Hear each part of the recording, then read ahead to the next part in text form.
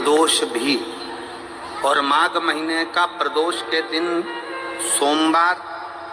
सोमवार भी 27 तारीख को पड़ रहा है, प्रदोष भी 27 तारीख को पड़ रही है, और महीने की शिवरात्रि भी 27 तारीख को पड़ रही है। तीनों का समागम, तीन संजोग, सोमवार 27 तारीख का ही प्रदोष और 27 तारीख को ही महीने की मासिक शिवरात्रि, तीनों का संजोग बन गया। हमने आशीष से कहा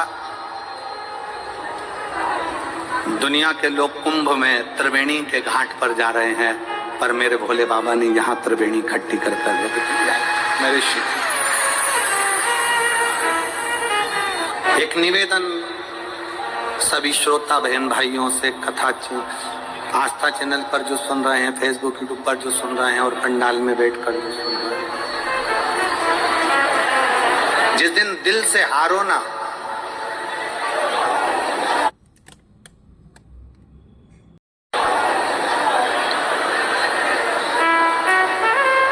थोड़ी तकलीफों में अगर घिर जाओ, तकलीफें आ जाए, कष्ट आ जाए, तकलीफें जिस दिन तुम्हारे भीतर बहुत ज्यादा मात्रा में आ जाए, उस दिन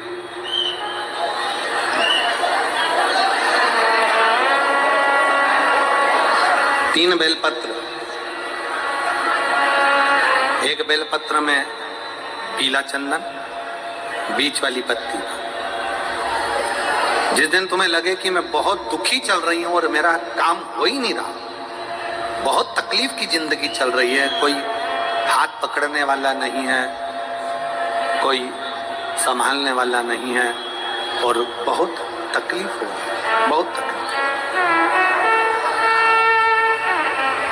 उस समय पर एक बेलपत्री के बीच वाली पत्ती पर पीला चंदन, दूसरी पत्ती पर लाल चंदन और तीसरी पत्ती पर 11 चावल गीले, पानी में उसको थोड़ा सा भिगो लें या धो लें, 11 चावल गीले शिव जी की उस पत्ती पर रखें। सबसे पहला पीला चंदन का बेलपत्र, दूसरे नंबर पर लाल चंदन का बेलपत्र, तीसरे नंबर पर जो 11 चावल आपने धोकर रखे हैं वो हाथ की हथेली में रखना है और हाथ की हथेली में रखकर अपनी कामना कर कर भगवान शंकर से विनय कर कर पंचाक्षर मंत्र नमः शिवाय या षडाक्षर मंत्र ओम नमः शिवाय या श्री शिवाय नमस्तुभ्यम बोलकर उस बेलपत्र पर सीधे हाथ में रखकर उल्टे हाथ का स्पर्श कर कर बाबा से अपने मन के भाव कहकर शंकर के शिवलिंग पर उसे समर्पित कर दीजिए। एक ही लोटा जल, जहां से जल बहता है अशोक सुंदरी वाली जगह, एक ही लोटा जल जहां से जल बहता है उस जल बहने वाली जगह पर 3 बार उस जल को अपनी कामना कर कर श्री शिवाय नमस्तुभ्यम या पंचाक्षर मंत्र या षडाक्षर मंत्र बोलकर 3 बार उस स्थान पर गिरा दीजिए। गिराने के बाद में बाबा से विनय कर कर अक्षत वाली जो बेलपत्र है, एक बेलपत्र और एक अक्षत उसमें से अपने लिए लेकर आ जाओ। उसको 2 महीना 3 महीना अपने घर में रखिए। जितना भी दुख है धीरे धीरे बाबा समाप्त कर कर खुशियां घर में लेकर आता ही। दुख समाप्त होगा, खुशियां घर में आएगी। ये आज जो शंकर के शिवलिंग की आराधना करेगा, पूजन करेगा, उसके घर में 2 देवियां सदा सदा विराजमान रहेंगी। पहली सरस्वती, दूसरे नंबर पर लक्ष्मी। उनके घर में सदा सरस्वती और लक्ष्मी।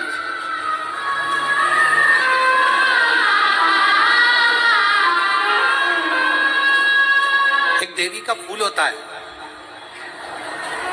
शायद मुझे उम्मीद है कि आप सब जानते होंगे।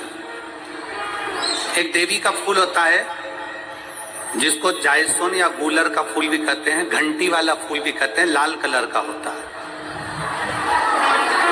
काय काय का बोलते इधर? गुड़हल, गुड़हल का फूल, जायसवान का फूल लाल कलर का होता है, जिसमें घंटी निकली रहती है एक छोटी सी, उसमें पीले पीले पीले पीले दाने रहते हैं।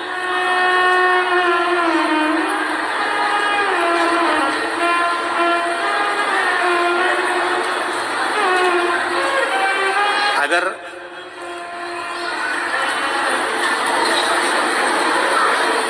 मान लो कोई बेटा बेटी, कोई लड़का लड़कियां, कोई बेटा बेटी, नवयुवक बच्चे या बहुएं या कोई अन्य व्यक्ति भी कोई कार्य चालू कर रहा है, मान लो कोई कार्य आप चालू कर रहे हैं,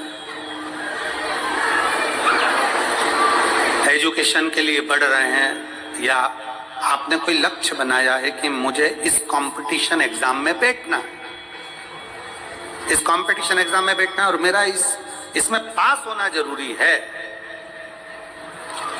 और मैं जो चीज पढ़ती हूं ना मैं भूल जाती हूं,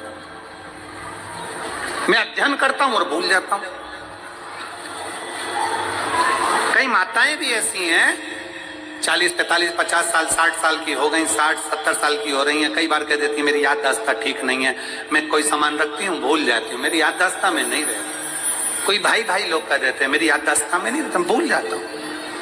कोई कहकर गया मुझसे बात कर लेना और मैं भूल गया कि मेरे को उससे बात करना था। कई बार मुझे मैंने मंजिल तक पहुंचना है। तो शिव महापुराण की कथा कहती है आप अपने परिश्रम को 4 गुना बढ़ाओ, मेहनत 4 गुना करो, पढ़ाई 4 गुना करो, अध्ययन 4 गुना करो, दिन रात एक कर दो। और साथ में जो अशोक सुंदरी की जगह है, ये शिवलिंग समझ लेना जरा, ये जलाधारी पार्वती जी का हस्त कमल, ये शिवलिंग, ये जलाधारी, और यहां से जल बहता है। राइट में गणेश जी, लेफ्ट में कार्तिकेय जी, और बीच में जम के बोलो जरा अशोक सुंदरी, ये बीच की जगह। जो घंटी वाला फूल होता है जिसको आप लोग जायसवान बोले कि आपके क्षेत्र में गुलर बोले, देवी जी को चढ़ता है, देवी जी का अति प्रिय पुष्प है, माता रानी का वो लाल पुष्प अति प्रिय। उसी पुष्प को ये बेलपत्र की जो डंडी होती है, बेलपत्र की जो डंडी का भाग होता है, उस घंटी का भाग उसी डंडी की ओर होना चाहिए। जैसे फूल की जो अंदर की घंटी जो निकली हुई है उसका भाग ऐसा डंडी की ओर होना चाहिए। मतलब आपको बेलपत्री पर ये फूल को इस तरह से रखना पड़ेगा, मतलब उसका जो घंटी का भाग है, आज लाइए फूल लाओ, जेरा फूल मिल गया वो,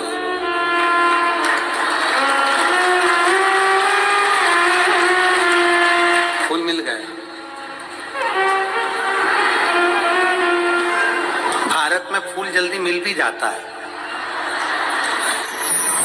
मिल गया, मिल गया। अब ये फूल और इस फूल की जो घंटी का भाग है वो इस डंडी की ओर हो, मारे डंडी के साइड। अपनी कामना कर कर, अपना नाम और गोत्र का स्मरण कर कर, शिव जी से अपने मन का भाव बोलकर इस फूल को और इस बेलपत्र को 12 महीने शिवरात्रि पड़ती है। किसी भी शिवरात्रि पर अशोक सुंदरी वाली जगह पर, शंकर के शिवलिंग की ओर जो अशोक सुंदरी की जगह है वहां पर डंडी और घंटी का मुख शिवलिंग की ओर होते हुए उस बेलपत्र को समर्पित करो। कब करना है?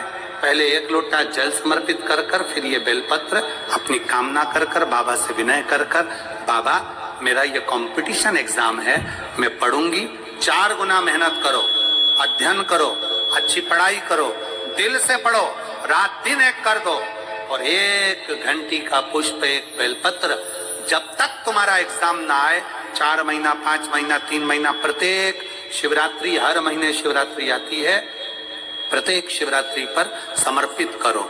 आप अपने लक्ष्य तक पहुंचोगे ही, कोई रोक नहीं सकता। आप आप अपने लक्ष्य तक, अपनी मंजिल तक पहुंचे ही जाओगे। बोल बम का नारा है। बेटा बेटियों का विवाह नहीं होता, उन बेटा बेटियों के लिए मान लो अगर कोई ग्रह ऐसे हो गए कि भाई संबंध टूट गया और संबंध टूटने के बाद तलाक हो गया, होने के बाद दूसरा विवाह ही नहीं हो रहा, संबंध टूटने के बाद मंगल विवाह दूसरा हो ही नहीं रहा, तो प्रयास करिएगा। माँ जगतजननी जगदम्बा का हाथ इस तरह से रहता है, आपने दर्शन करे होंगे पार्वती मैया के शिव मंदिर में, तो पार्वती जी का हस्त कमल शंकर जी की साक्षी में हमेशा बंधा हुआ रहता है, शिव की साक्षी।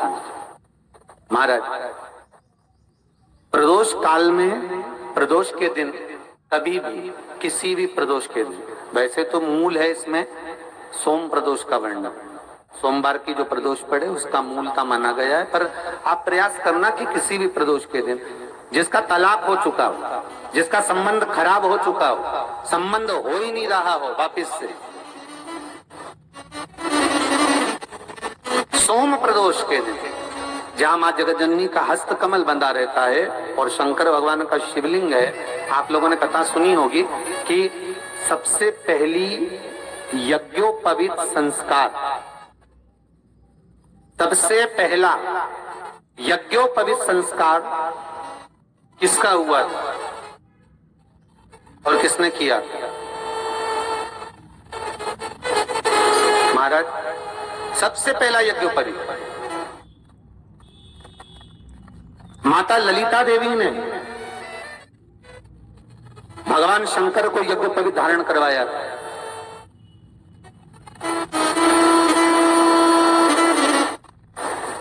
मां ललिता देवी ने सूत्र बनाकर अपने हस्त कमल से भगवान शंकर के सम्मुख में बिठाकर भोलेनाथ जी के हस्त कमल से स्वतः सूत्र बनाया। भगवान शंकर प्रसन्न हो गए थे, बहुत प्रसन्न भोलेनाथ जी, इसलिए शंकर भगवान ने ललिता देवी को दो वर दिए थे, एक किसी का अश्रु नहीं देखूंगा, दूसरा जो यज्ञोपवीत समित समर्पित करेगा, यज्ञोपवीत का भाव जो मुझे देगा उसके जीवन में बाधाओं को हर लूंगा। इसलिए आज भी हिंदू धर्म में देवताओं को जो यज्ञोपवीत चढ़ाया जाता है वो उलझा हुआ नहीं होना चाहिए। देवताओं को जो यज्ञोपवीत चढ़ता है उसको सुलझा कर चढ़ाया जाए, समर्पित करेगा। अब कई कई विद्वान ब्राह्मण ऐसा कैसे यज्ञोपवीत में हल्दी लगाकर छोड़वा देते हैं, परंतु वो उलझा हुआ रहता है, वो सुलझा हुआ कर चढ़ाएगा तो जो जजमान पूजन कर रहा है, जो जजमान पूजन में लगा हुआ है, उसको पूर्ण फल की अनुभूति हो, पूर्ण फल का प्राप्ति हो और ब्राह्मण भी बंधन से मुक्त हो। ललिता देवी जी तो हमारे यहाँ भौम सोमवार का जो प्रदोष हो, उस प्रदोष के दिन जिसका मंगल विवाह नहीं हो रहा है, सारी तकलीफें झेल रहे हो, बहुत कष्टप्रद हो, तो माँ का जो हस्त कमल है उस हस्त कमल से लेकर शंकर भगवान के शिवलिंग तक एक कच्चे सूत की धार बनाई जाती है। महाराज 6 धार कच्चे सूत की बनाई जाती है। यहाँ शंकर भगवान का शिवलिंग है, यहाँ माता का हस्तकमल है, हस्तकमल से चालू होकर शिवलिंग, शिवलिंग से चालू होकर हस्तकमल, ऐसी 6 धार बनाई जाती है माता। और धार बनाकर उस धार पर माखन का लेपन किया जाता है भगवान शिव को। जैसा ललिता माता ने भगवान शंकर से वर प्राप्त करा था, उसी तरह फिर उस लेपन को लगाने के बाद उसको उतारकर उसी को लपेटकर शंकर भगवान पर उसको चढ़ा दिया जाता है, मात्र अपनी मंगल विवाह की कामना कर। अगर कोई